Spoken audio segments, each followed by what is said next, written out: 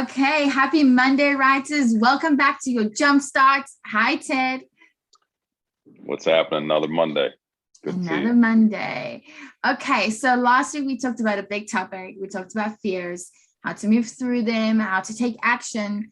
Today we got one that I do feel like everybody is scared of, and I haven't met anybody that isn't, and that is vulnerability.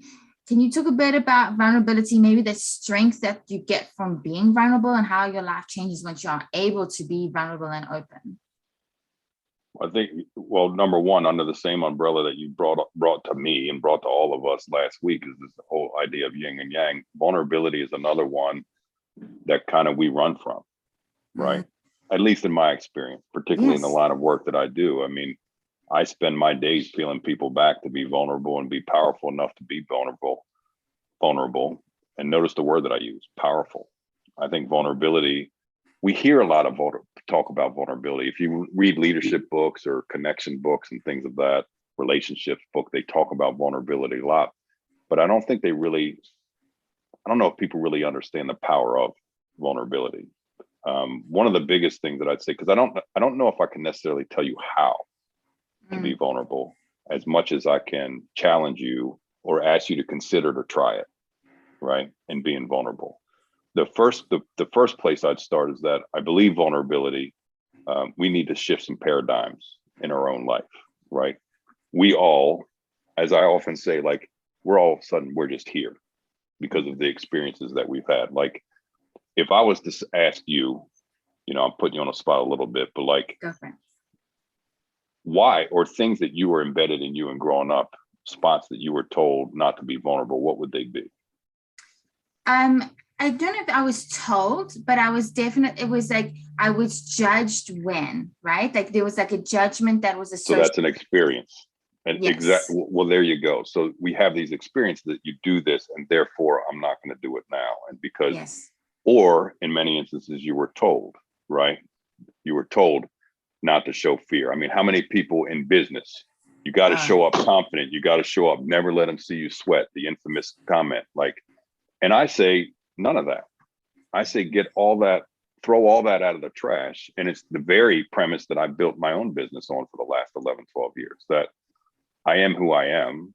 I don't know everything, and I'm going to lean into vulnerability. So the very first thing that I'd say to you is start to recognize that there's certain things ingrained in you that you got to start to shift, right? And you have to understand that I am this way because my mom had told me that. And as much as I love my mom and dad and they did me right, they did me wrong here, right? That doesn't mean you don't love them and don't respect them. It just means like, that's not serving me well now, this idea of vulnerability. But here's the secret sauce to vulnerability.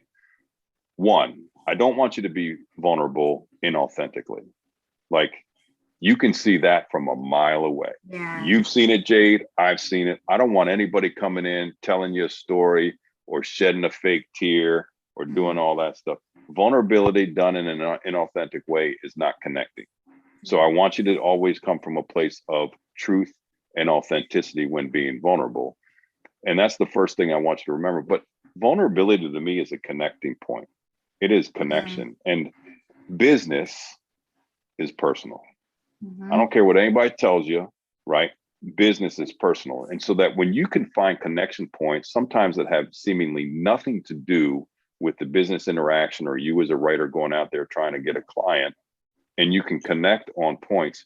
People connect on 2 points. They connect on happy stuff, yin, and they connect on sad stuff, yang, that you brought up last time. Problem, Jade, most people are only working at 50% capacity. Why? Because they're connecting on yin, not yang. And so vulnerability is this idea of sharing parts of yourself that you don't normally share. I'm fearful. We talked about that last week.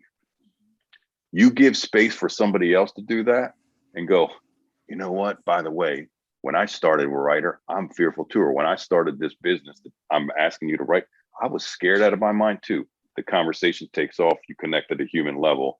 There's a better chance of doing business with that people. So I'm sure people have heard this before. That's what I'm going to say about vulnerability.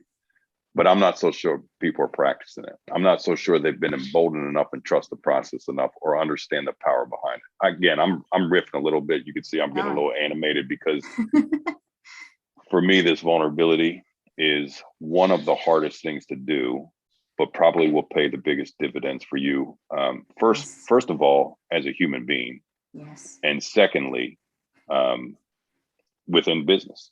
100%. And as a writer, I think you got to be vulnerable and then empathetic, and those will make for the strongest writers. And I've said this so many times, Ted. I think that everybody's superpower is being themselves. And what is vulnerability at its core? It's just being authentically yourself and not hiding any parts of who you are. Okay. Because I think that we so often try to go for the masses, right? Like the one to many, like we want to please everyone. We want everyone to like us. And so I'm not going to show certain sides of myself that might stop somebody from liking me, right? And we see the same thing with writers when it comes to going after clients.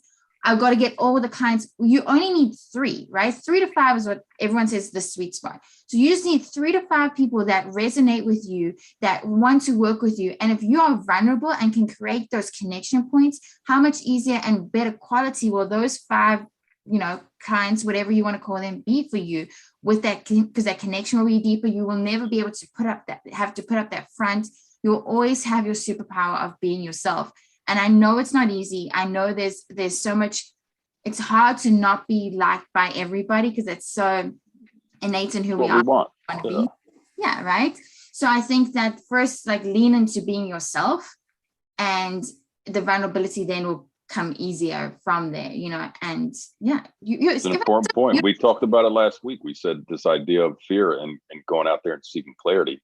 Why would you not want to get with people through vulnerability on people that actually want to work with who you are? Yes. Versus having to fake the funk for the next 2 years because you showed up fake and you weren't real, right? Like, it's exactly what you're saying. And so this is big, like that. And it's scary in business to not try to want to work with everybody, particularly when you're starting off.